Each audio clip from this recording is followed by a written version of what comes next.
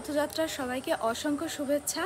আজ তো রথের দড়ি টানার পালা, তো আমাদের বাড়িতেও সেরকম রথের দড়িতে টান পড়বে। তবে সবে এখন সকাল, এদিকে ঘরটর মুছে স্নান টান করে আমরা সবাই রেডি, কারণ সকাল সকাল উঠে স্নানটা না করলে না মানে পুজোর দিন ঠিক খুব একটা ভালো লাগে না।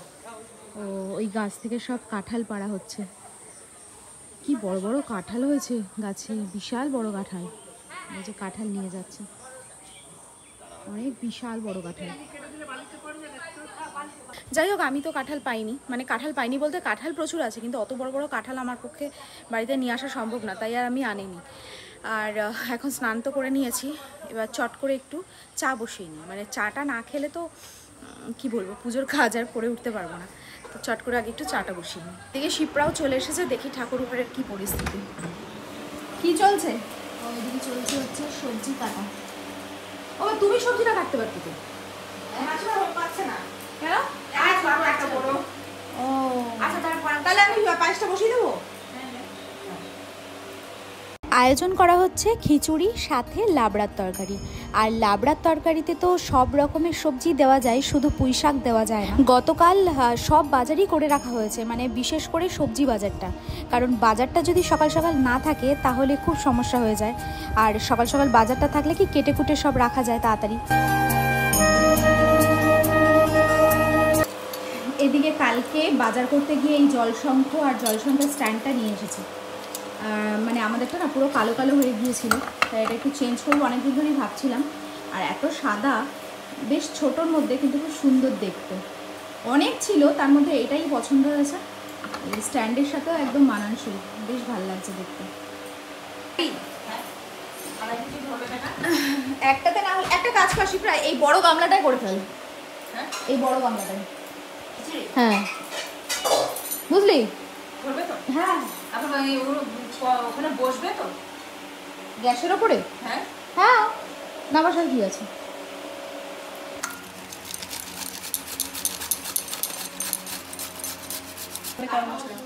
গরম মশলার গুঁড়ো আর ঘি, এই দুটো আর লবণ, তাই তো? হ্যাঁ। এই জায়গাগুলো কালকে তো পরিষ্কার করে মুছে টুছেই দিয়েছি, সকালবেলা আবার পরিষ্কার করে মোছা হয়েছে, কারণ এই গ্যাসে করা ছাড়া কোনো উপায় নেই। ঘরে গেলেই না লাটে ছোটো লাফিয়ে ঝাঁপিয়ে যাবে। দুটো তিনটে জিনিস এখনও বাকি রয়ে গেছে। একটা হচ্ছে লবণটা আনতে পুরো ভুলে গেছি, আর ঘি, আর হচ্ছে গিয়ে কী যেন একটা বললো, ঘি ও গরম মশলার গুঁড়ো, এই তিনটে জিনিস এখন নিয়ে আসতে যাবো। সীমা পিসি যেই ঘর মুছতে যাবে অমনি তোমার সমস্যা। কি ব্যাপার, রথের দড়ি টানতে হবে না? রথ নিয়ে যোগুকে নিয়ে বেরোতে হবে না, তুমি জানো না? এদিকে পায়েস তো বসে গেছে, এখানে এখন কাটাকাটি চলছে হচ্ছে চাটনির। তো এদিকে চাটনি করার জন্য টমেটো কাটা হচ্ছে। ভেবেছিলাম তো ফ্রুট চাটনি করব, বাট এত হই হইয়ের মধ্যে না মানে ফ্রুট চাটনির জন্য সব কিছু কেনা হয়ে ওঠেনি। আর পায়েসটা করার জন্য দুধ জাল দেওয়াটা ভীষণ পরিমাণে দরকার, যেটার দায়িত্ব আমি অলরেডি দিয়ে দিয়েছিলাম মাকে।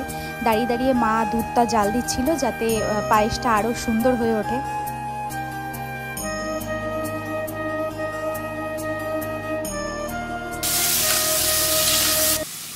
এদিকে বলতে গেলে চাটনির জন্য টমেটোর চাটনি হবে, তাই টমেটোটাও ছিল। এদিকে এখন শালি জামাইবু দুজনে মিলে বসে এখন কাজকর্ম করছে। বনু গুড মর্নিং। Good morning. হ্যাঁ এখনও মর্নিংই আছে, তবে এখন ব্রেকফাস্টটা দিয়ে দিই, চট করে খেয়ে নাও।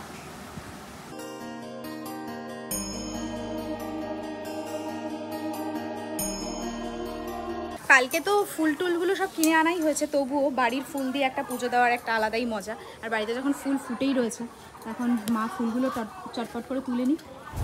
কালকে বাজার থেকে সমস্ত রকমের মালা ফুল সব নিয়েই এসেছি, আর আজকে এই টাটকা ফুল দিয়ে পুজো দেওয়ার কিন্তু একটা আনন্দই আলাদা। আর ওয়েদারটা তো পুরো কি বলবো, বৃষ্টি তো হবে সে তো জানাই কথা, কিন্তু রোদ ঝলমলে দিনে না পুজো আচ্ছা করতে বেশ ভালো লাগে, কিন্তু এই বৃষ্টি টিষ্টি হলে একদম মন মেজাজ খারাপ হয়ে যায়। তবে রথযাত্রার দিনে মানে প্রভু যেদিন বেরোবে সব ভক্তদেরকে দর্শন দেওয়ার জন্য, সেই দিন বৃষ্টি হবে না এটা তো হতেই পারে না, কারণ বৃষ্টির জল না পড়লে রথের চাকা এগোয় না।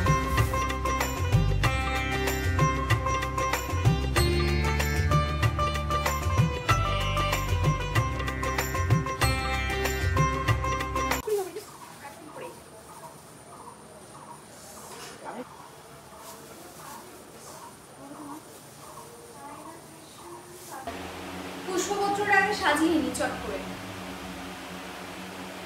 এদিকে প্রভুর সাজসজ্জার জন্য সবকিছু রেডি করছি, আর যেটা প্রথম দরকার সেটা হচ্ছে পুষ্পপত্র সাজানো। দেখবে যে কোনো পুজো করতে গেলে সব কিছু যদি হাতের কাছে গোছানো গাছানো থাকে তাহলে পুজোর সময়টা দেখতেও ভালো লাগে আর সব খুব সুন্দরভাবেই হাতের সামনে চলে আসে।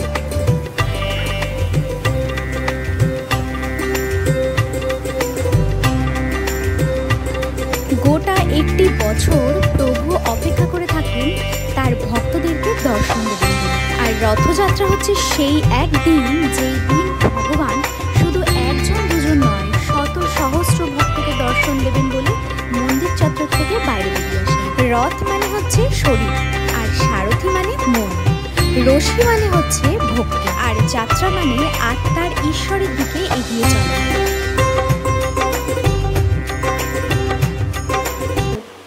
পুষ্পপত্র রেডি হয়ে গেল, শুধু এখানে চন্দন বাটবো আর চন্দনটা রাখবো, তাহলেই মোটামুটি হয়ে যায়। এখন ওই প্রদীপ ধূপকাঠি এগুলো সব রেডি করে ঠাকুরকে সুন্দর করে সাজিয়ে নিই। কালকে হচ্ছে মানে নিজের একদম পছন্দ মতো অনেক ঘুরে ঘুরে পছন্দ মতো জামা কালকে পেয়েছি। মানে এরকম টাইপের জামা জগন্নাথকে আগে পরানো হয়েছিল না, বেশ সুন্দর লাগে দেখতে, বর্ডারগুলো বেশ চড়া চড়া, তা কালকে কিনে এনেছি আর এখন চট করে সাজিয়ে দিই। তাই আমরা যখন রথের দড়ি টান দিই আসলে আমরা তখন নিজের মন আর ভক্তি দিয়ে ঈশ্বরকে নিজের জীবনে টেনে নিয়ে আসি।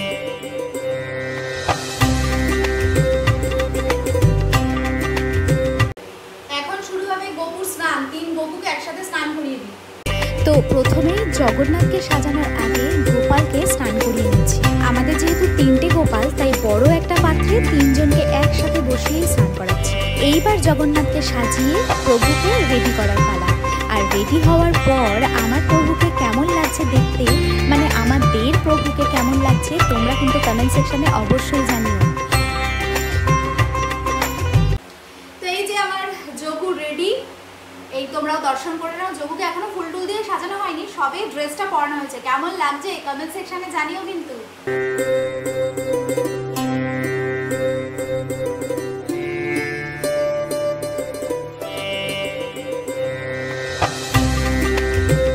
সবাইকে রেডি সেডি করানো হয়ে গেছে, এবার রথটাকে সাজানোর পালা। আমি গাঁদা ফুলের মালা নিয়ে এসেছি রথ সাজানোর জন্য, আর রথটাকে তো আগের দিনকেই ভালো করে ধুয়ে মুছে রেখেছিলাম।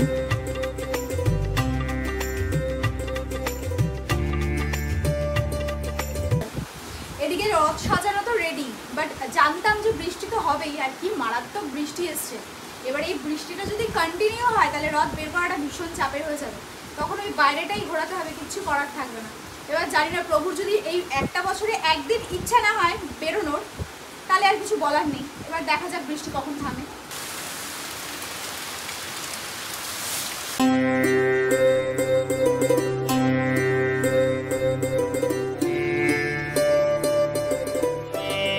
এত কারেন্ট যাওয়ার এই ঢংটা শুরু হয়েছে, মানে এখন ইদানিং বিশাল কারেন্ট যাচ্ছে, আর এই পিউ আসার পর তো আরও বেশি করে করে যাচ্ছে কারেন্টটা।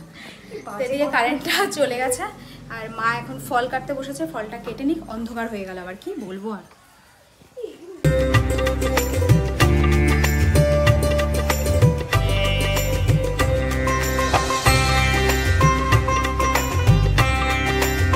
তো এদিকে ঠাকুরকে সাজানো টাজানো তো কমপ্লিট, আর তোমরাই দেখে বলো যে প্রভুকে কেমন লাগছে দেখতে। এইখানে গোপাল বসে আছে, এই যে ছোট গোপাল, মেজো সেজো সবাই, আর ওখানে ঠাকুর দাদু, আর এই হচ্ছে জগন্নাথ।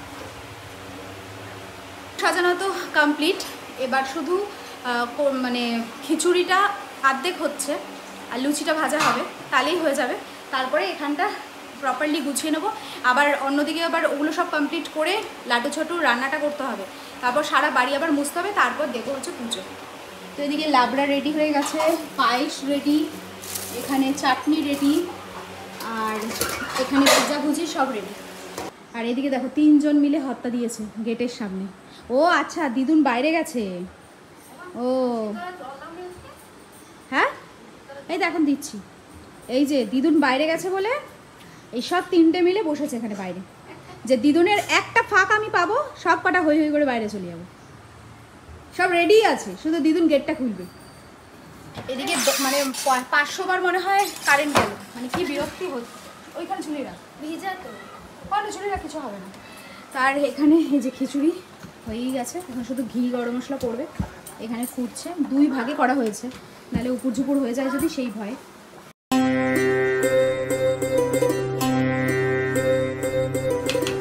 হাঁড়িতে এখন ঘি আর গরম মশলা পড়লো, এবারে কড়াইটা পড়বে।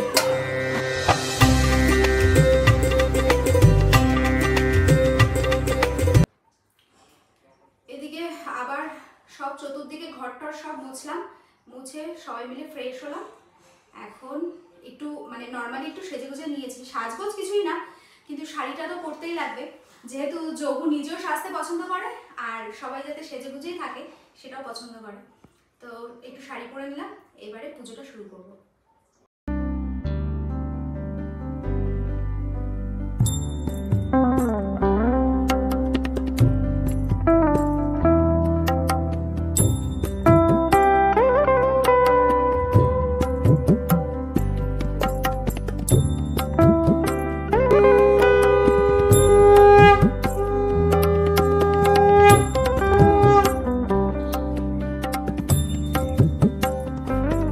গরম তো মারাত্মক পরিমাণে, পুজোটা তো হলো, এখন সব কিছু এরকম থাক, ভগবানের নিবেদন করুক, তারপরে একটু পরে আসবো। এতক্ষণ পর পুজো টুজো দিয়ে উঠে আমরা সবাই মিলে এই যেখানে বসে গেছি খেতে। এখনও মাম্মামের স্নান হয়নি, তো গেছে স্নানে, ও স্নান থেকে আসলে তারপর খাবো। আর প্রসাদটা কেমন হয়েছে? প্রসাদটা কেমন লাগছে? ভালো হয়েছে না? হ্যাঁ, শীতটার হাতে প্রসাদটা ভালো হয়েছে, খুব ভালো হয়েছে। মানে প্রসাদটা যে নুন মিষ্টি না দেখে কিভাবে এত সুন্দর পরিপাটি এবং প্রপার, মানে ঝাল নুন মিষ্টি একেবারে প্রপার হয় কি করে, এটাই আমি মানে আশ্চর্য হয়ে যাই। এমনি দিনে মানে চেটে চেটে মনে হয় অর্ধেক তরকারি শেষই হয়ে যাবে, তাও নুন মিষ্টি ঠিক হতে চায় না। তো যাই হোক, এখানে আবার ছোটু দেখো না লুচি খাবে বলে এরকম করছে, লুচি পায়েস খাবে, কি হ্যাংলা। এবার হচ্ছে মেন যে ব্যাপারটা সেটা করতে বসলাম, সেটা হচ্ছে সবার প্রসাদগুলো রেডি করা। এটা মানে একটা বিশাল হেডেকের কাজ, মানে এই কাজটা যদি পার্টিকুলার একজন মানে এই দিকটা নিয়ে নেয় তাহলে একটু শান্তি পাওয়া যায়, কারণ আরও কাজকর্মগুলো আছে সেগুলো করতে হবে। এবার মা তো এইগুলো পারবে না করতে, তো এইগুলো সব নিট অ্যান্ড ক্লিন করতে হবে, ঠাকুরকে নিয়ে আবার বেরোতে হবে, প্রচুর কাজ রয়েছে। আস্তে আস্তে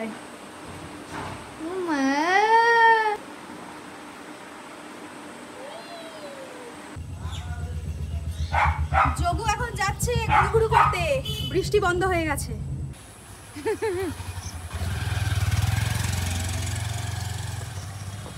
এগুলো রাখো।